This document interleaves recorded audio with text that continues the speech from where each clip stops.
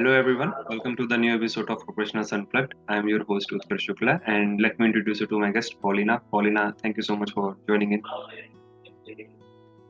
Hello, everyone. Good morning from sunny Abu Dhabi. My name is Polina.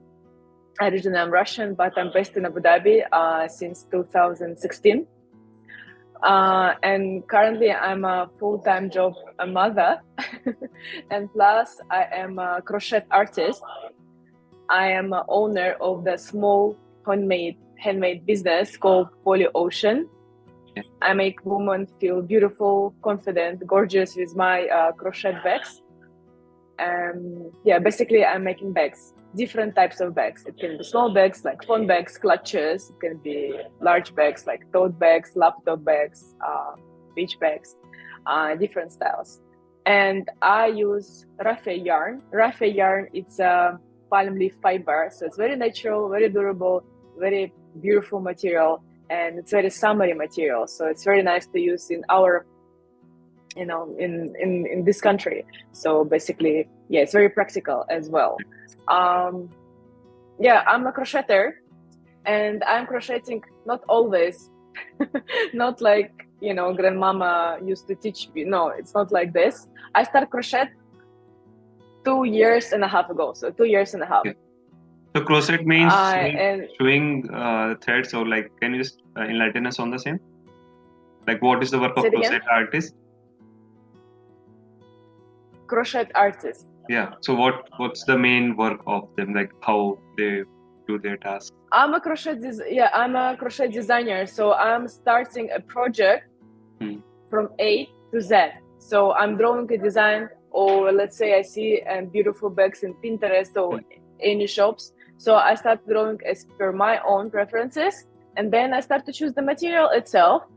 Then I start to choose, because let's say when you're creating a bag, I have an example. When you're creating a bag, let's say you like this, let's say you like this shape, okay? So I start to choose the material, starting from the type of material. Let's say I use the raffia material. Then I need to choose a color.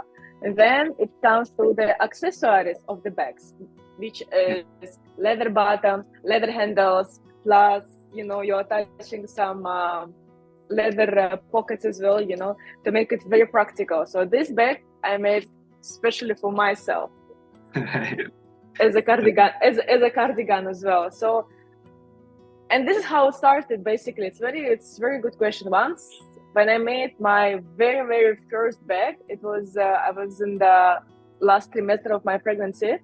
I was very over emotional, so I made my first bag. I'll tell you the story from the beginning, how I started crocheting generally. So, but when it comes to the bag, I made my first bag. I went to the mall, and I realized it in that time that only me have this particular bag and no one else. Right. Because it's a handmade, it's one of a kind, and on the whole mall, whole world generally, no one have it, only me. So I felt it very, very, it was just, I don't know, it's very hard to express, by the words. It was the feeling. But for women, it's very important when you don't see the same dress, what I mean, the same clothes, the same bag in someone else. So I felt amazed, and I think this is my path. This is my path, this is my goal, this is my aim, this is my mission, to make another woman to feel the same that I felt it through our accessories, just like that. But why I started crocheting and what's happening? Basically, I got pregnant. Okay, I'm a housewife. But before, I used to work as a hotelier. I was working in the front desk from 2016 to 2019 in one of the 5-star hotels, Shangri-La Hotel. I believe you have also branch in Dubai, but we have here in Abu Dhabi, Karat Al Berri. Beautiful hotel. I was working as a front desk agent, starting like this, and then I got promoted to the guest relations supervisor. So basically, I was working with VIPs and check in, check out, just to make guest experience smooth, nice. So yeah, like that. Yeah. And then when I got married, then I resigned, then I got pregnant. I sit at home, and I realized that I like to do crafts. So I start to, try different things. I believe this when you're painting with the numbers, so you're buying these pictures and there is a numbers and there is a numbers with particular color. So you just pick up, let's say number 1 is orange, and you're putting whatever is you want and you're putting orange color. So then I start to paint it. Then I'll start to paint acrylic. Then I start to do this and that. So you start to change different crafts until I found crocheting. Okay. So crocheting, it was just somewhere in the corner waiting for me. So then I got, like the crocheters say, I got hooked, because when you're crocheting, you're using hook and basically you're using the yarn, so this is the project. And so I felt happy. But one of the reasons why I started crocheting, just to crochet some carpets, some decor stuff, such as baskets, small baskets, laundry baskets, because I want to decorate my home with a nice stuff. Plus, baby is coming, so I want to make sure that everything is nicely organized. This one, but basically it was very simple reasons, So I just want to crochet for myself. But I saw how I was overwhelmed by the feeling of happiness, and I was really proud of myself, because the project was very cute and very nice, and plus people who were around me, including my husband and his family, and our friends here in Abu Dhabi, they start to ask, hey, can you do it for me? Can you make it for me? I was like, is it really how it works? So I didn't expect the question. And then I said, yes, I can make it, but it's going to cost money. I'm not the best businesswoman. However, when it comes to the giving advice, we will go to this sector. But for now, I'm just sharing my story. From the early beginning, when the people start to ask me, hey, can you make it? Or I like this, I like that. Yes, I can, but it's going to cost money. Right. Because I'm buying material, I'm spending my time. So I'm not this kind of type of, I know a lot of people, they are not necessarily to be crocheters, they're crafters, let's say. Right. They're doing for their neighbors, for their friends, relatives for free. For me, it's okay.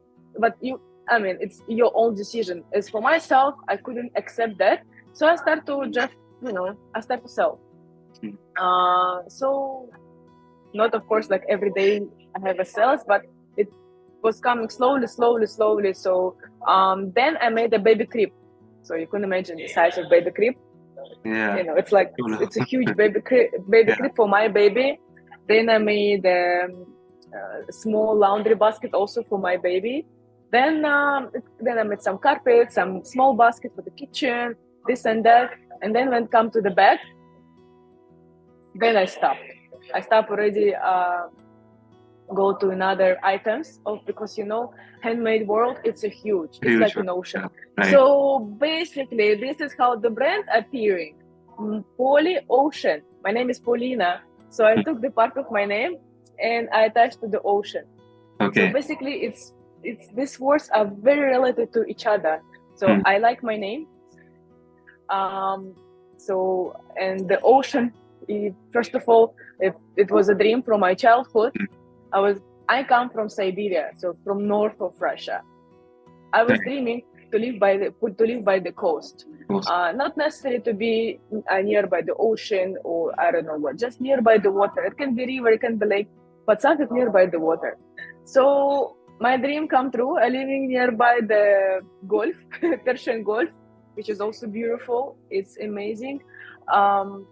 So and when I ask myself, okay, if I call myself Poli Ocean as a brand, am I feel happy?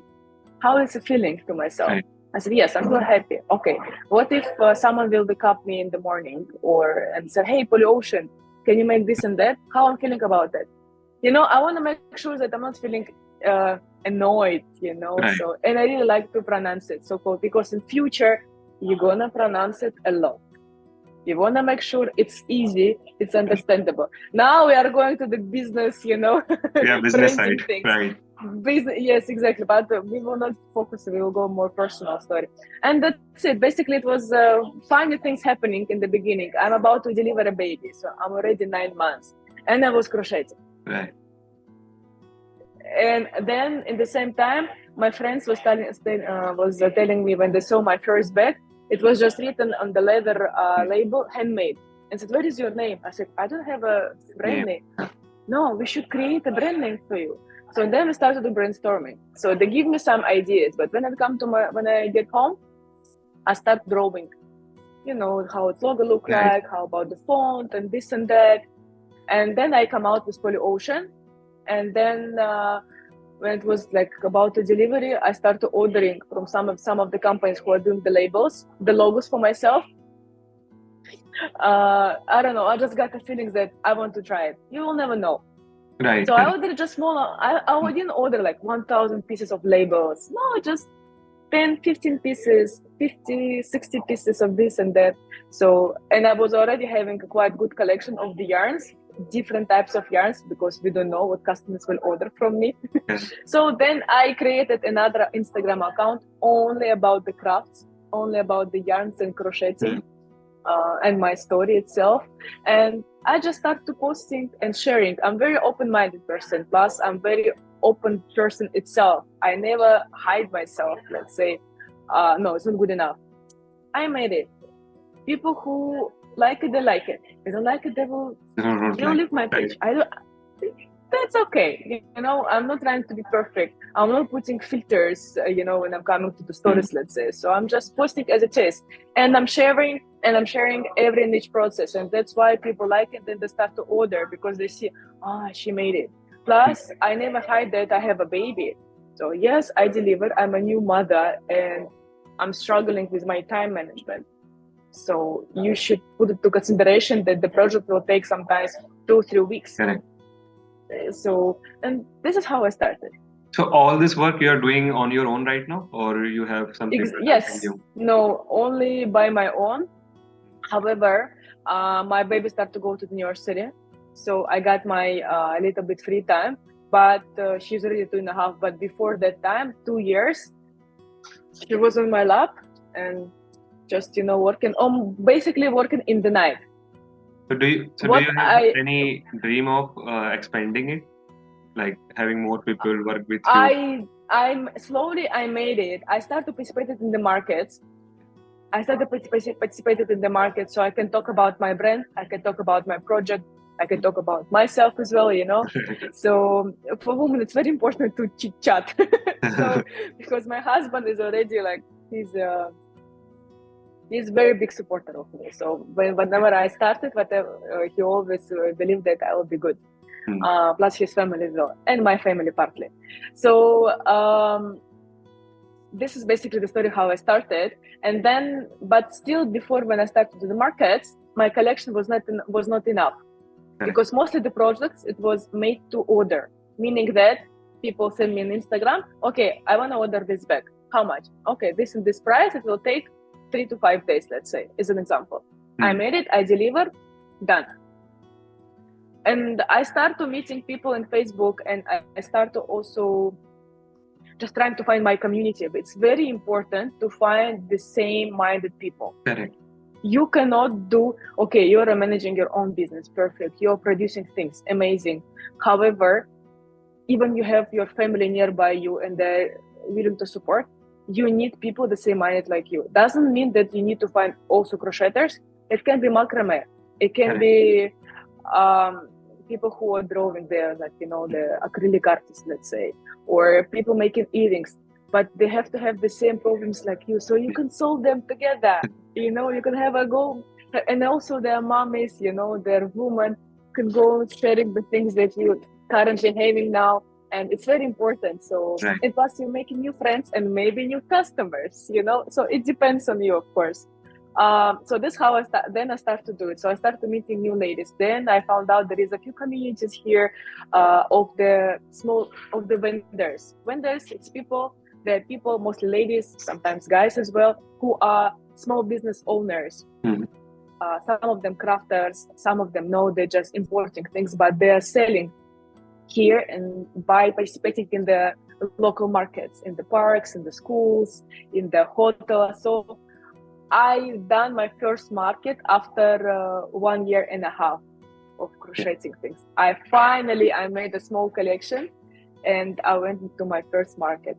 I almost fainted there of the stress. I got stressed. Imagine of the 1.5 years you're sitting at home, on the couch, and all of a sudden they're pushing you to talk to the people. Yeah. So I was very, very stressed. But I sold few items. But a lot of friends and friends of friends, they just come to see me, to say hi, to them. Okay, you're fine, you're good.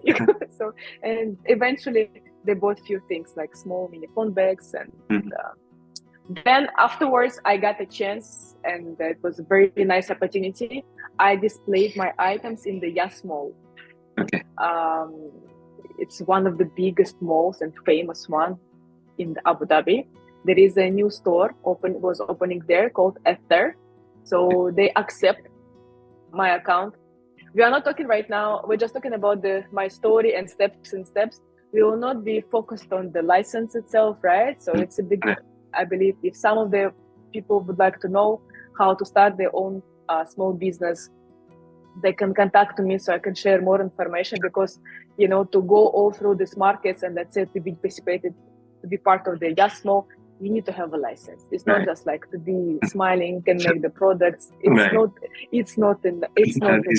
Okay, you need to be also officially, licensed. Just to FY. So don't think this is like a fairy tale happening right now. So no, it was also application for the license. You need to wait to be approved. You need to pay money here. You need to pay money there. You need to wait. It's also a little bit struggling. Plus, I'm a mother and I have orders. I have the Instagram, so it's challenging. You need to manage everything of your own, right? Plus, you're a wife. Yeah. Your daughter, your friend, Right. So I have my house buy things as well. But it's fun. And that's it. Then I've been part of the Ether a little bit. For 3 months, I've done some sales over there, and I've got some brand exposure, as you mentioned before. So people start to follow me, start to ask, start to send me orders as well. And that's all. Then I found another store for permanently. I found the store. It's the concept of the store. They're only accepting handcrafted items. So I moved from the Yas Mall because it was overpriced for me as a one person behind the brand. It was overpriced, but I really want to try it. It was just out of curiosity. So then I left the Yas Mall because of the price.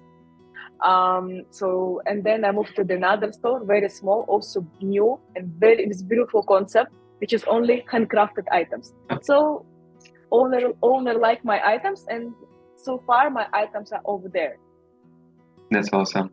So that's a very long journey, I can say, from being a wife. It's still going on. It's still going on. Right. It's still going on. It's a lot of challenges. That's why it's an ocean, because it's a lot of opportunities, a lot of things that you can create, you can calibrate. So you need just to move on all the time. You don't need to be focused on something else.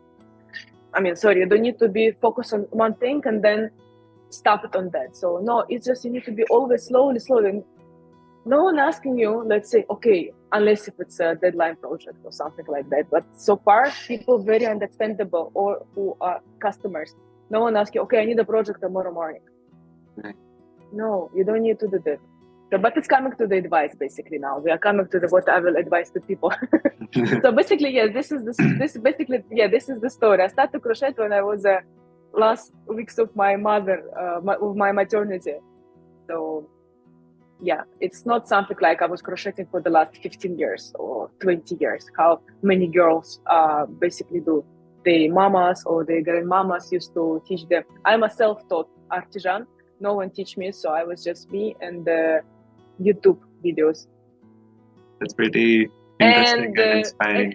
And imagination as well, and just the passion and desire. But you see how it happened. You need to feel that. You know what I mean? So I felt that in the mall when I come out with my own handcrafted bag. And I really want to have this feeling to every woman, in this mall. But before what happened, one time I had a flight to Russia. and I was carrying very famous brand. I don't want to mention the name, but every woman almost have this brand of the name of the bag. Okay. And you know how many bags I counted in one flight? 5 bags. Same bags like mine. I felt not good. Not good. So yes, and then so yes, basically you see all these situations, it's changed my mind completely. Even the baby and motherhood didn't change my plan. That's great. I think that's a pretty inspiring journey of you, that you have covered every part. I think without me asking you questions, you have covered every answer, and itself there is a great journey on your story of being an entrepreneur, I can say now. And from starting it for your own, and then you have seen that people around you are also liking it and making it into a business. That was a really cool step that you have done, and I hope you continue to grow on the same. So I think thank you so much, Polina, for sharing your journey with us. It was an amazing experience speaking to you. Thank you so much. Thank you. But I have advice. Yeah. I have one advice if we have time. Yeah, we have time. Yes, I want to just give advice. You don't need to be a crocheter to listen my advice. You can be, I'm just talking about all handcrafted world itself. So okay, there is a few things I want to share. First of all, as I mentioned before, imagine, let's say you're making macrame, let's say, or you're drawing some flowers, I don't know, on the bags, let's say. So, and someone wake you up in the morning at 2 a.m. and is going to ask you, hey, can you do a tassel, let's say a macrame? So what's going to be your answer? If your answer is going to be no at 2 a.m. in the morning, unfortunately, you cannot continue a small business like that. Right. You should, because there is something that you cannot say no. So you should go and make it.